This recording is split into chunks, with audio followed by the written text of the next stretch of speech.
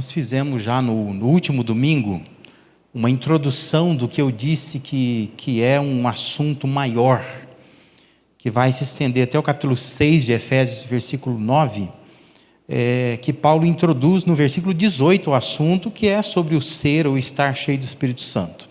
Então, na verdade, o nosso texto hoje é do capítulo 5, verso 18, e se estende até o capítulo 6, versículo 9, né? Então, segura na cadeira aí, se prepara. Mas eu quero ler nesse momento aqui no início, Efésios 5, 18 a 21. É uma leitura inicial, depois nós vamos percorrer esse texto todo até o capítulo 6, o versículo 9. Abra a sua Bíblia aí, acompanhe na sua Bíblia, diz assim: não se embriaguem com vinho, que leva à libertinagem, mas deixem-se encher pelo Espírito, falando entre si com salmos, hinos e cânticos espirituais, cantando e louvando de coração ao Senhor, dando graças constantemente a Deus Pai por todas as coisas, em nome de nosso Senhor Jesus Cristo. Sujeitem-se uns aos outros por temor a Cristo. Amém?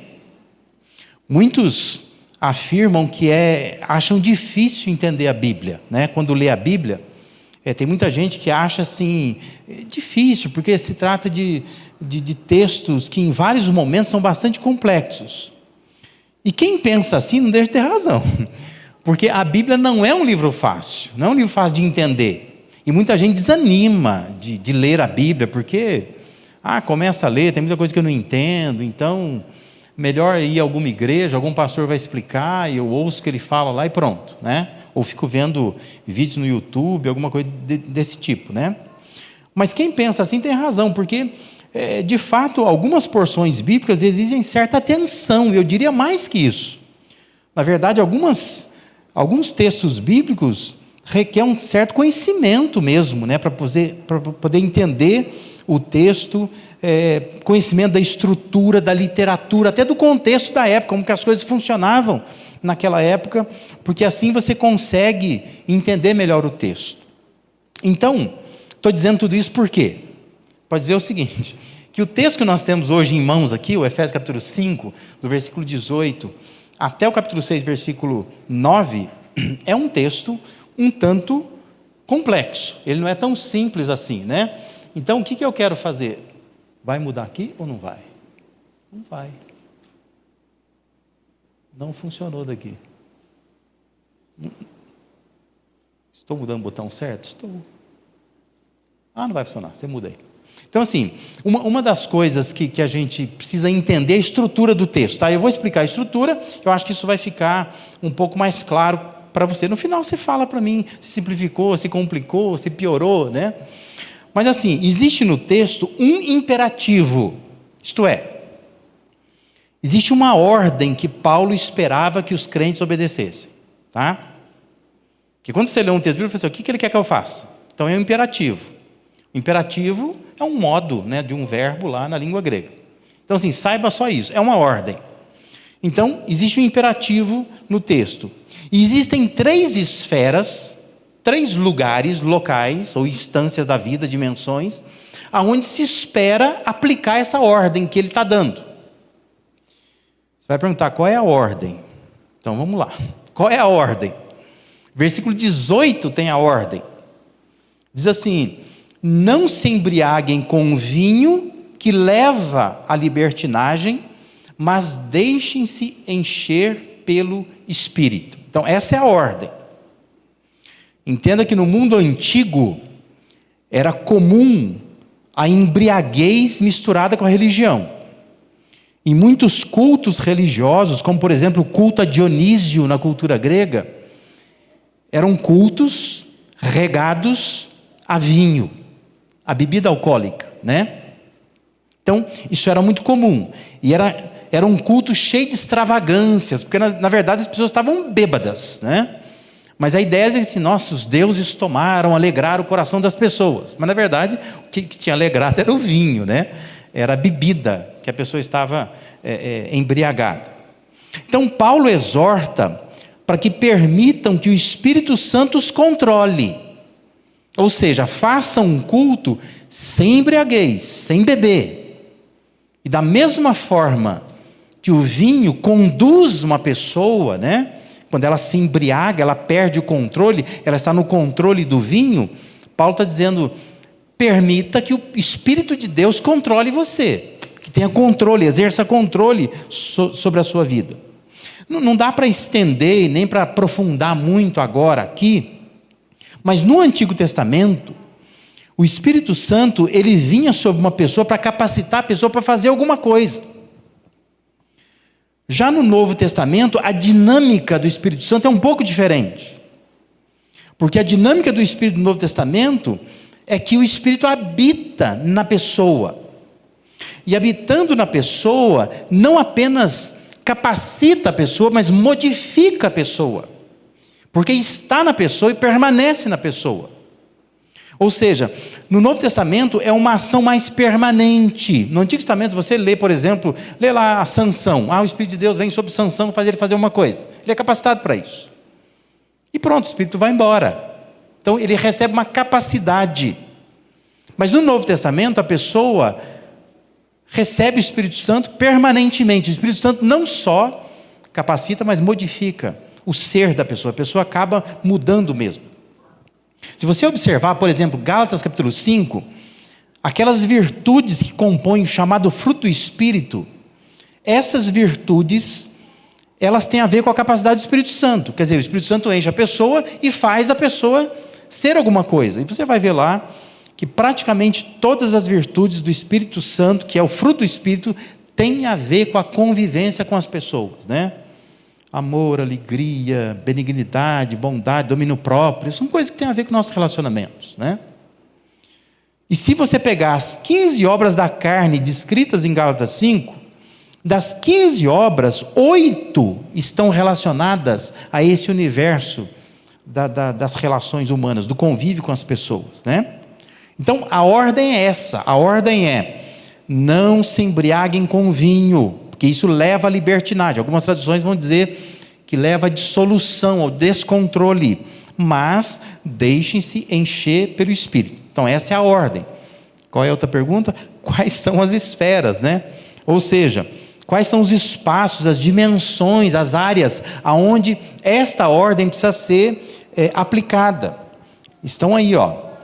A congregação é um lugar onde nós precisamos aplicar esse princípio, ou seja, a igreja, né, o culto, a comunhão é um lugar, está no versículo 19 a 20, a casa ou a família é um outro lugar, um outro espaço, isso está nos versículos 22 até o capítulo 6, versículo 4, e também a carreira, o trabalho, a carreira profissional, que está no capítulo 6, versículos de 5 a 9.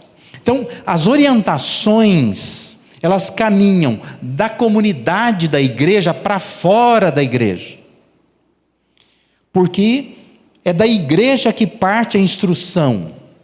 Então, começa na igreja, vai para casa e chega até o trabalho, né? São instâncias maiores na vida de um cristão. Claro que nesse meio tem muitas outras coisas, né? Mas se você pensar só na sua vida de igreja, sua vida em família, sua vida no trabalho, nós estamos falando de duas grandes dimensões da nossa vida, do nosso dia a dia, né? Que ocupa a nossa semana. Ser cheio do Espírito Santo, então, não se trata de manifestações delirantes no ambiente do culto. Que é isso que muitas vezes a gente ouve ou vê igrejas e pastores apregoando. Dizendo que quando a pessoa está cheia de Espírito Santo, no culto acontece alguma coisa, ela cai no chão, ela começa a girar dentro da igreja, ela começa a falar umas coisas estranhas, não é? E ela parece de fato embriagada. Você quer que eu teste aqui? Eu testo.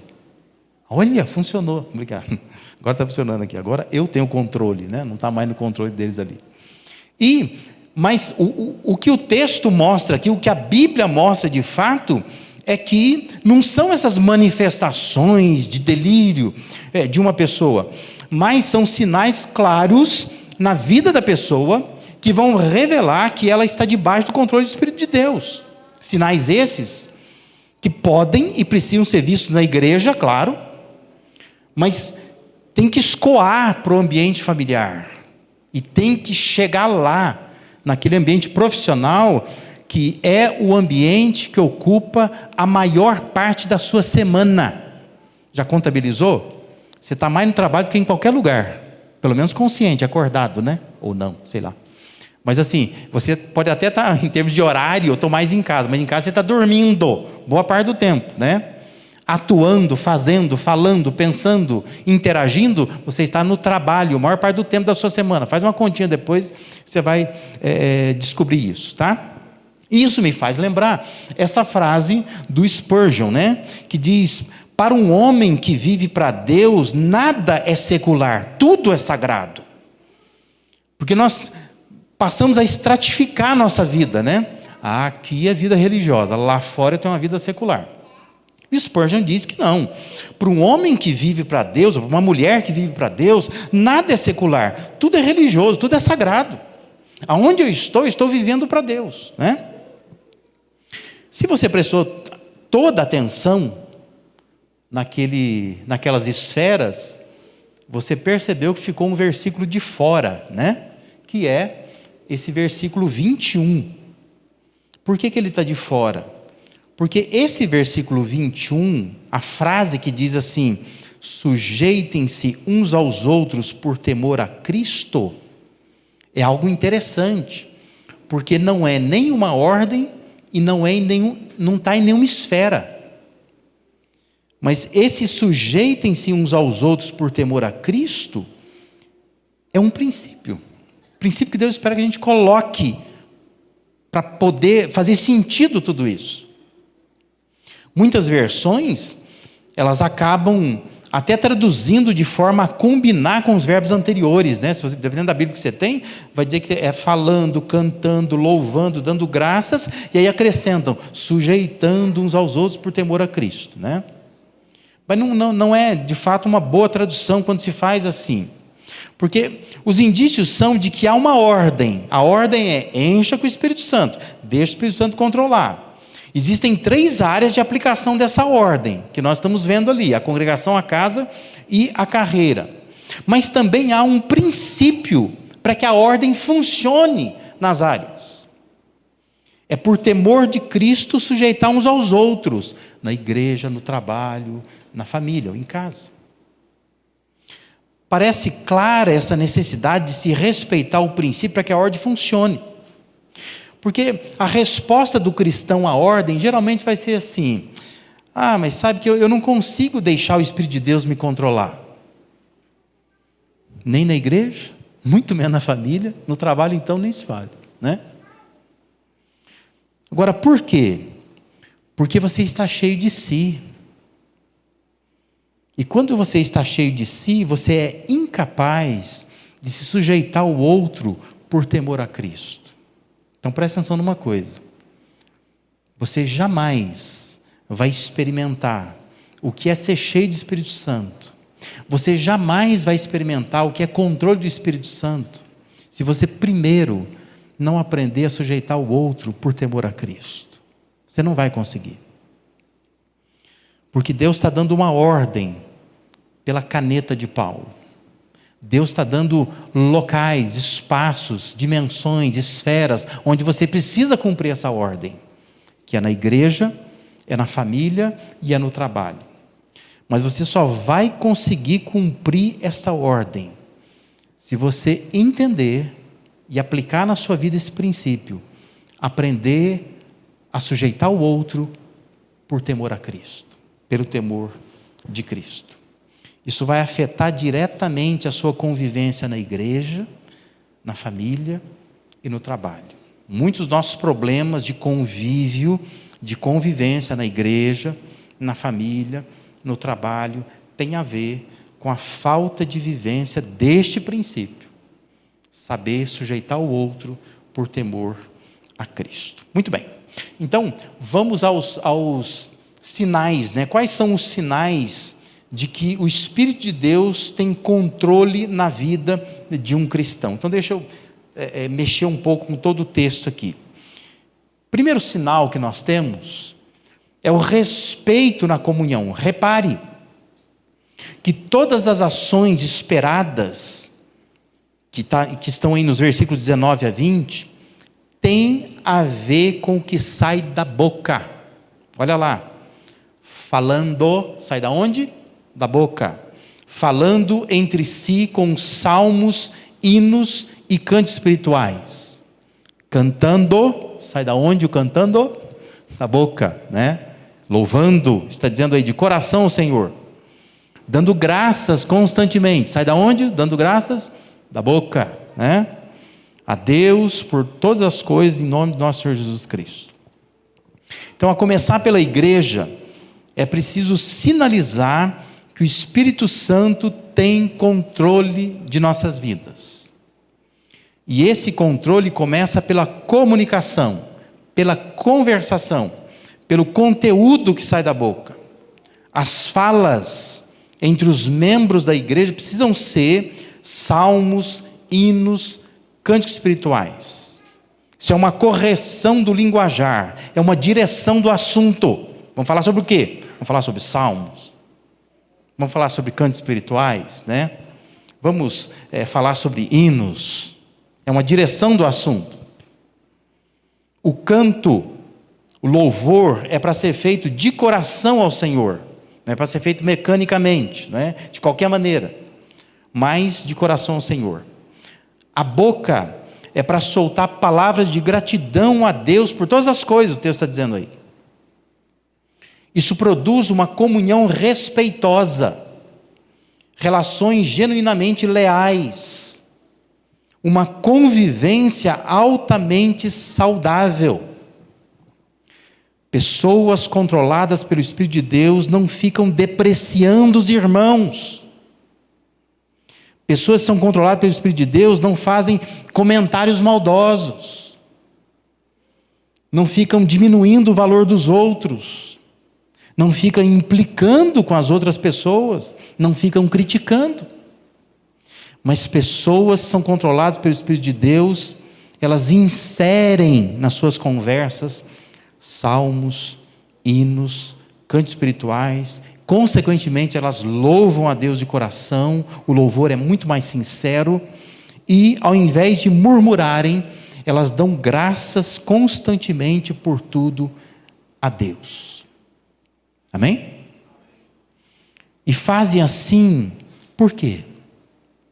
Elas fazem assim porque elas compreendem um princípio fundamental. Eu me sujeito ao outro por temor a Cristo. Então eu não tenho que criticar ninguém, eu não tenho que falar mal de ninguém, eu não tenho que diminuir ninguém. Porque esse alguém de quem eu quero falar, eu preciso me sujeitar a essa pessoa por temor a Cristo.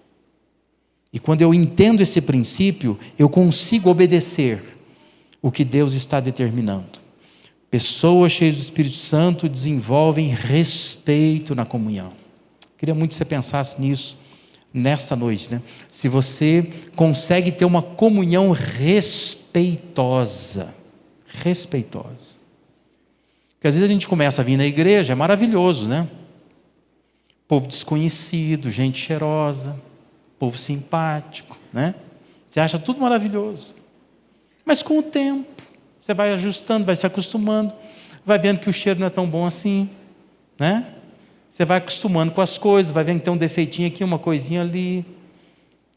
Aí você começa aquela tentação de achar assim que tem muita coisa errada nesse lugar, né? Mas é nesta hora que você precisa pensar assim, eu preciso desenvolver uma comunhão respeitosa. Eu conheço esse povo, eu sei das falhas, eu entendo que são diferentes de mim, mas eu respeito. Então eu não diminuo, eu não desprezo, eu não descarto, mas eu aprendo a viver em comunhão com esse povo. Porque se eu consigo fazer isso, isto é um sinal de que o Espírito Santo de Deus está me controlando. Amém? Segundo lugar, qual é o outro sinal de pessoas cheias do Espírito Santo? Ó, que palavra bonita e moderna. Resiliência em casa, né? Resiliência é uma palavra da moda. A gente ouve muito falar em resiliência hoje em dia. Mas resiliência é um conceito atual, né, dos dias atuais, que trata-se dessa capacidade de lidar com os problemas. A pessoa é resiliente, ela sabe lidar com os problemas, ela sabe se adaptar às mudanças, né? A vida vai para cá, para lá, ela sabe se adaptar, ela consegue superar obstáculos, ela consegue resistir à pressão de situações muito controversas, adversas. Para a psicologia, a resiliência é a capacidade que cada ser humano tem para se adaptar e crescer após situações de crise. Mas resiliência diz respeito a prosseguir, quando você tem todos os motivos para desistir. Isso é resiliência, né? Uma pessoa resiliente é aquela pessoa assim, que ela tem, ou ela está convivendo com uma situação que ela tem tudo para desistir, mas ela resolve, eu vou prosseguir. Você fica olhando, por que essa pessoa prossegue? Você vai dizer, ela é resiliente, ela tem resiliência, né? Observe que da igreja, as orientações de Paulo, elas fluem para casa, mostrando as conexões que existem entre homem e mulher, conexão que existe entre casamento e Cristo e igreja, conexão que existe entre pais e filhos, filhos e pais. E para que essas conexões elas perdurem e com qualidade, é preciso resiliência. Os versos 22 a 24 orientam as esposas. Olha lá.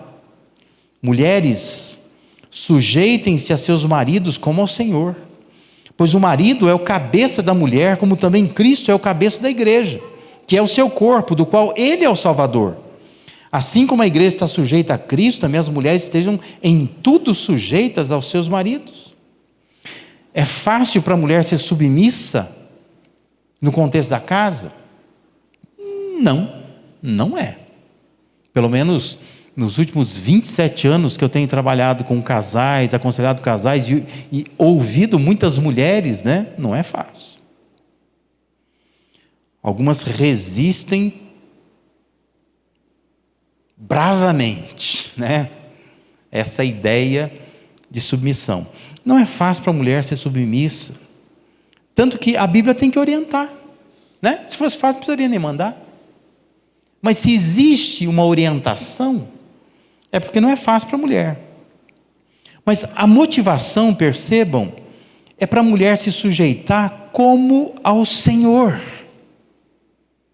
Eu queria muito que você, mulher, abrisse os seus ouvidos, prestasse atenção numa coisa. Ou seja, a submissão da mulher ao marido não é necessariamente por causa do marido. Mas a submissão da mulher ao marido é por causa de Deus. Você consegue entender isso?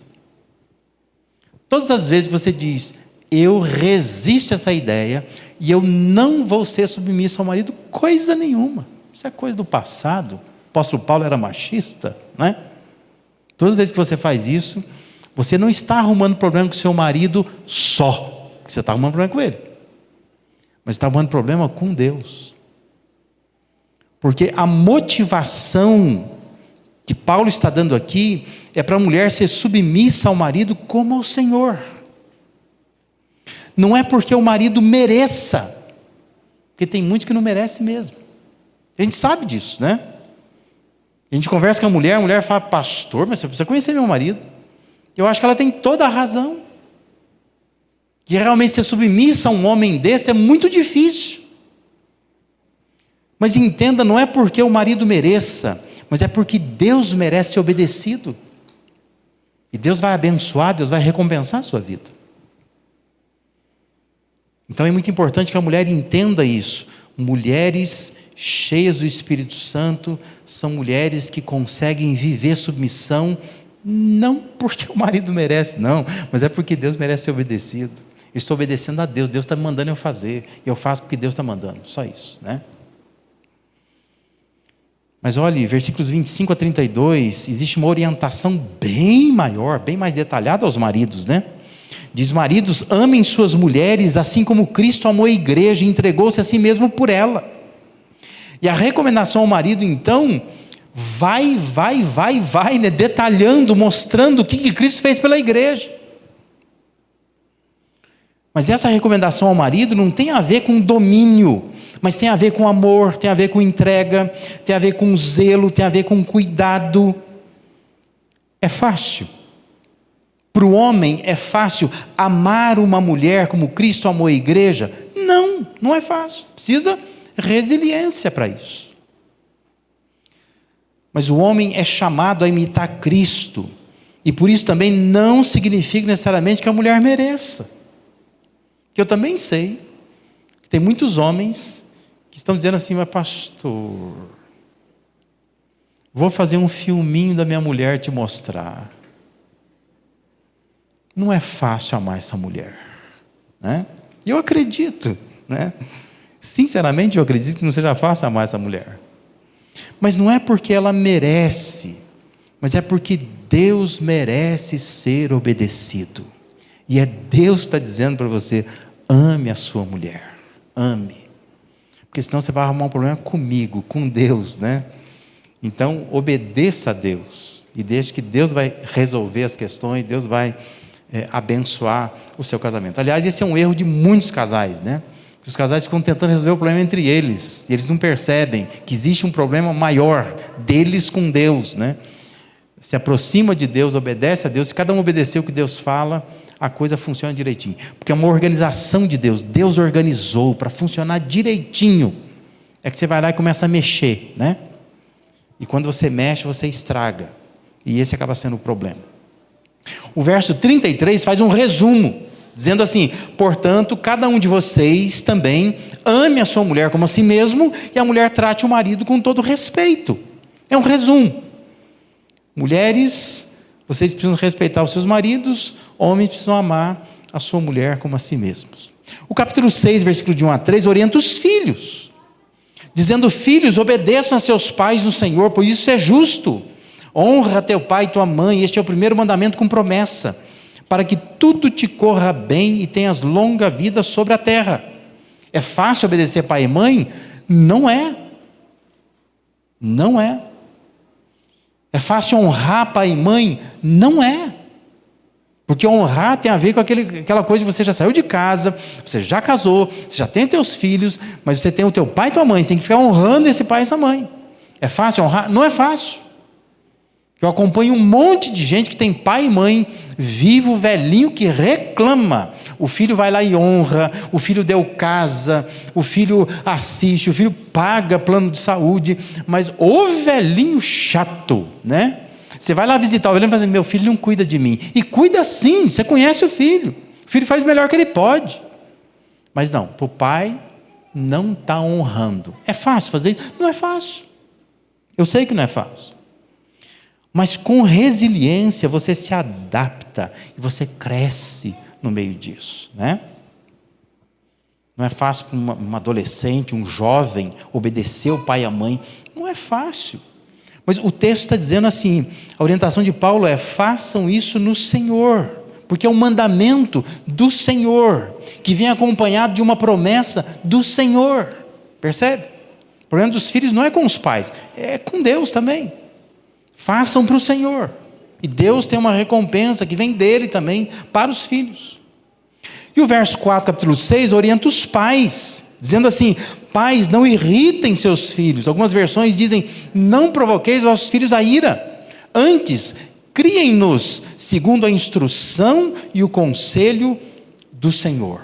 Presta atenção, pais. Existe um peso nos ombros dos pais. E este peso é que não se trata apenas de criar bons filhos. Porque muitos de nós queremos criar bons filhos. E até conseguimos.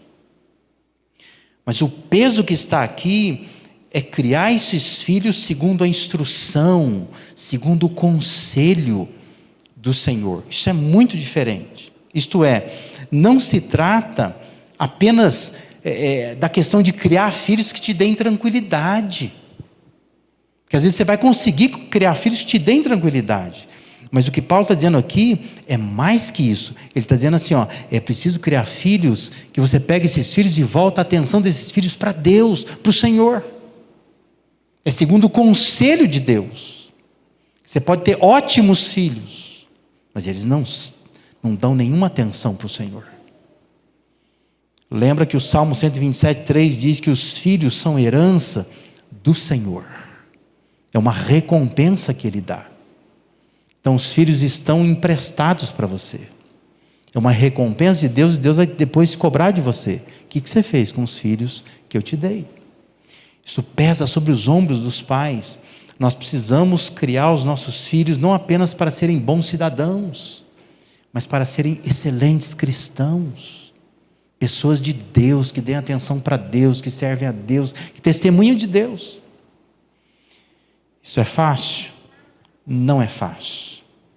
Agora, pais, filhos, maridos, esposas, só conseguem fazer toda essa prescrição do apóstolo Paulo por causa de um princípio fundamental: se sujeitar um ao outro por temor a Cristo.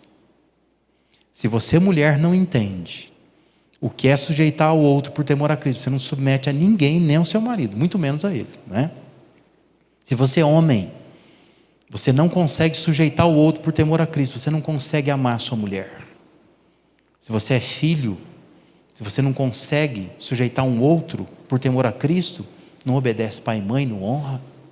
E pais também não criam filhos, não cuidam, não são capazes de se ajoelhar e ficar no nível do filho para falar com o filho, se você nunca aprendeu a sujeitar o outro por temor a Cristo. Pessoas cheias do Espírito Santo demonstram resiliência em casa. Esse é um sinal de que o Espírito Santo está controlando você. E o outro sinal do controle do Espírito na vida do cristão é essa relevância na carreira, ou seja, transformar a sua carreira em algo relevante. A ação do Espírito de Deus, que começa na igreja, se estabelece na família, também atinge a carreira ou a vida profissional de um cristão. Novamente, eu quero recordar aquela frase que eu citei antes, né? Do Spurgeon. Para um homem que vive para Deus, nada é secular, tudo é sagrado. O trabalho para um homem de Deus, uma mulher de Deus, é sagrado. Também é espaço sagrado. Olha lá, versículos 5-9 do capítulo 6. Paulo diz: escravos ou servos, obedeçam aos seus senhores terrenos com respeito e temor, com sinceridade de coração, como a Cristo.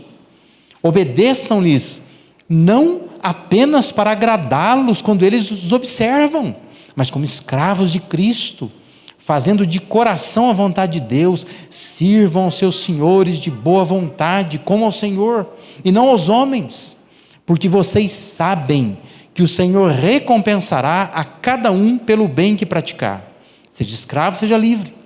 Vocês, senhores, tratem seus escravos da mesma forma, não os ameacem, uma vez que vocês sabem que o Senhor deles e o de vocês está nos céus, e Ele não faz diferença entre as pessoas. No tempo, em que o texto, na época em que o texto foi escrito aqui, a relação profissional se dava entre escravos e senhores, e vice-versa. Nossa relação profissional hoje se dá entre empregado e patrão, e vice-versa, patrão e empregado. Mas aplica isso tudo aqui que o texto está dizendo à sua carreira profissional. Você é empregado, é para trabalhar para Deus, o texto diz, não para homens. O seu patrão não é aquela pessoa que está sentada naquela cadeira lá, com a caneta na mão. O seu patrão é Deus. Você tem que entrar no trabalho pensando isso. Hoje eu vou trabalhar para Deus, não é para o dono da empresa, não é para o meu supervisor, não é para o meu encarregado. Eu estou aqui para servir a Deus, estou trabalhando para Deus. Lembra que 1 Pedro 2,18 diz assim aos servos ou escravos, dizendo: sujeitem-se aos seus senhores com todo respeito, não apenas aos bons e amáveis, mas também aos maus. Ai, que vontade de tirar isso da Bíblia, não é? Porque a nossa vontade é dizer assim: não, está certo, Paulo está certo. Paulo está certo. A gente precisa realmente servir a Deus, trabalhar para Deus. E ficaria tudo certo, Mas o Pedro vai lá e estraga tudo. Porque o Pedro vai lá e diz assim, que é para se sujeitar com todo respeito, não apenas aos bons e amáveis, mas também aos maus. Aos maus. Seu patrão é um desses aí? Os maus. A hora que ele chega, você começa... Que mal-estar, estragou o ambiente do trabalho, né? Chefe ruim, mal-humorado, de mal com a vida, não quer dar aumento, chefe mau. Olha o que o texto está dizendo que é para você sujeitar, mesmo se ele for mal. Olha que coisa, né? Isso é uma demonstração de que o Espírito de Deus está controlando você. Que se você controlar você vai matar esse homem, essa mulher, essa patroa sua. Uma hora ela morre na tua mão, né? Mas se você está no controle de Deus, você vai dizer: eu estou trabalhando aqui para Deus. Amém? Lugar onde eu demonstro o controle de Deus sobre a minha vida. Você é patrão? É para entender que acima de você está Deus. Muitos cristãos trabalham muito. Muitos cristãos ganham muito, mas não possuem uma carreira relevante. Não é um trabalho relevante. Às vezes usa o trabalho como um mero meio de sobrevivência, como forma de esbanjar os piores defeitos, né? Tem patrões e empregados que usam de manipulação, são extremamente egoístas no ambiente de trabalho, reclamam o tempo todo. Enrolação, sabe o que é enrolação? Enrolar, fazer de conta que está trabalhando, né? O dia inteiro enrolando. Tem gente que é assim, né? Tem gente arrogante no trabalho, prepotente no trabalho, gananciosa no trabalho, manipuladora. Ser controlado pelo Espírito Santo confere uma relevância no trabalho, porque ali você representa Deus. Ali você revela Deus. Ali você reverencia Deus. Ali você glorifica a Deus. O livro de Eclesiastes, capítulo 4, verso 4, faz uma ponderação sobre o trabalho, dizendo assim: descobri que todo trabalho e toda realização surgem da competição que existe entre as pessoas. Mas isso também é absurdo, é correr atrás do vento. Lembra que Eclesiastes diz que tudo é vaidade. Literalmente é aquelas bolhas de sabão, já brincou? Criança gosta de brincar, né? Bolha de sabão, aquela bolha assim, de repente, é nada. Mas ele faz uma constatação: o trabalho, a realização surge da competição que existe entre as pessoas. O ambiente de trabalho é um ambiente extremamente competitivo. Mas Deus está chamando você. Se você é cristão de verdade, você quer ser cheio do Espírito Santo, você tem que mostrar isso lá no trabalho. Porque no culto é uma coisa, né? Estamos cantando, estamos orando, tem um ambiente aqui. Mas lá no trabalho, quando aquela pessoa que você vai para o trabalho já orando: meu Deus, não deixa ela chegar perto de mim hoje. Queria que ela faltasse, que ela tivesse Covid. Ela vai ficar internada uns 15 dias na UTI. E você vai para o trabalho com esse pensamento extremamente secular, né? Pecaminoso, mas você vai. Mas chega lá, é ela mesmo que está lá. É ela que está te esperando para te espizinhar. É nessa hora que você tem que ter uma perspectiva correta da presença de Deus no trabalho. E entender que só essa perspectiva correta da presença de Deus no trabalho é que confere relevância ao teu trabalho. Faz sentido trabalhar, faz sentido ter uma carreira profissional, se eu entendo que eu estou a serviço de Deus em qualquer lugar. Não é só aqui na igreja, mas eu trabalho para Deus. E eu faço isso no trabalho porque eu entendo um princípio fundamental, que é o de sujeitar ao outro por temor a Cristo. Nós deveríamos seguir o exemplo de José do Egito. Se você pegar Gênesis 39, versículos de 1 a 5, diz que José ele foi levado para o Egito, ali ele se torna escravo de uma casa, na casa de um general chamado Potifar. O texto lá vai dizer assim, que o Senhor estava com José, de modo que este prosperou, ele passou a morar na casa do senhor dele. Quando este senhor percebeu que Deus estava com ele, e que tudo aonde o José colocava a mão, Deus fazia prosperar, diz o texto lá, que ele se agradou de José, e pegou José e tornou José administrador de todos os seus bens. E o texto vai terminar dizendo que o Senhor abençoou a casa do egípcio por causa de José. E vai dizer que a bênção do Senhor estava sobre tudo que Potifar possuía, tanto em casa como no campo. Percebe que perspectiva diferente? Isso é relevância ao trabalho. É você ir para o seu trabalho e pensar assim, o meu patrão está enriquecendo, essa empresa está prosperando, está crescendo cada vez mais. E ela está fazendo isso porque eu estou aqui. Porque Deus está abençoando o meu trabalho aqui. Eu não preciso ficar querendo ter o que ele tem, eu não preciso ficar fazendo coisas para atrapalhar a empresa onde eu estou trabalhando. Mas eu estou aqui para abençoar. E se Deus quer abençoar o meu patrão, o dono dessa empresa, o problema não é meu. A minha função é ser luz de Deus aqui. É revelar, é representar Deus, é reverenciar Deus neste lugar. Percebe? Uma pessoa cheia do Espírito Santo, ela destaca na carreira profissional. Seu trabalho é relevante. Ela vai subindo de posto. Não por ganância.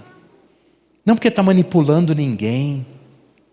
Mas porque Deus, aonde ela põe a mão, Deus faz prosperar. E quem está em volta não é bobo, percebe, né? Essa pessoa precisa ser destacada mais, precisa de um posto maior, porque Deus está fazendo ela prosperar na onde ela está colocando a sua mão. Avalie um pouco a sua vida nessa noite. Esses sinais, eles podem ser vistos na sua vida. Há respeito na sua comunhão com a igreja. Você vem para a igreja com muito respeito. Você fala da igreja com muito respeito durante a semana. Você fala de pessoas individuais, de irmãos da igreja com muito respeito. Você trata de fato com respeito. Há resiliência lá na sua experiência familiar. Você é uma pessoa resiliente. Está se esforçando para fazer a sua parte lá com resiliência. Há relevância na sua carreira profissional? Ela é relevante? Ou ela é apenas um fim em si mesmo? Outro dia eu compartilhei na internet, quero compartilhar aqui de novo, essa frase do John Wesley, que diz assim, uma oração dele na verdade, ele diz, Senhor, não deixe que vivamos para sermos inúteis. E essa deveria ser a minha e a sua oração. Deus, não deixa que eu viva para ser uma pessoa inútil. Se você não vive controlado pelo Espírito Santo de Deus, a vida acaba por ser inútil. Tem uma vida mais útil. Começa aqui na igreja, comunhão extremamente respeitosa, sincera, relações leais, relacionamentos de alto nível. Vai para casa, tomando conta de você em casa, fazendo de você mulher, uma mulher de Deus ali em casa, submissa ao marido, ao homem, né? Um homem que ama a mulher, que se entrega, que respeita, que cuida, fazendo dos filhos obedientes, dos pais, bons pais, pais cuidadosos com os filhos. Vai lá para o trabalho, carreira profissional, tomando conta da sua carreira profissional. Aonde você põe a mão, Deus fazendo prosperar, que você está ali trabalhando não para homens, mas está ali trabalhando para Deus. Amém?